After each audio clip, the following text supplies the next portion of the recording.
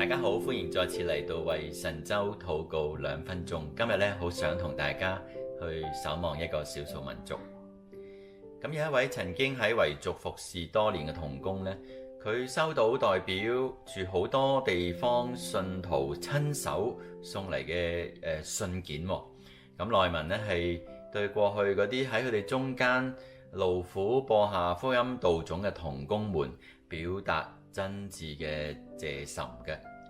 信裏邊咧引用詩篇71篇14節咁話：我卻要常常盼望，並要越發讚美你。喺封信更加透露多年嚟近乎災難嘅日子當中，佢哋感受到就好似被遺忘嘅孤兒。不過風雨過後，卻又深深體會神嘅手從未縮短，讓佢哋嘅盼望不致羞愧。以前撒下嘅種子，如今已經逐漸結出果子啦，並且不斷喺度增加，期待豐收在即。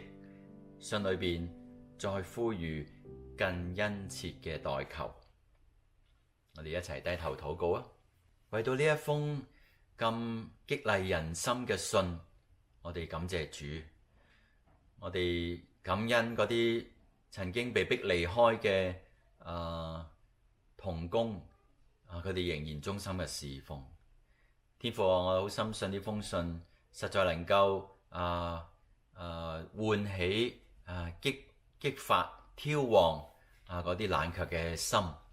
我哋更加懇求主啊，你繼續恩待嗰啲默默秘密喺遺族當中做見證嘅同工同埋弟兄姊妹，你自己嘅膀臂擁抱住呢啲在南在北嘅弟兄姊妹，讓佢哋嘅生命每一日繼續被你嚟到去陶造，你使用佢哋成為你世上嘅鹽，世上嘅光。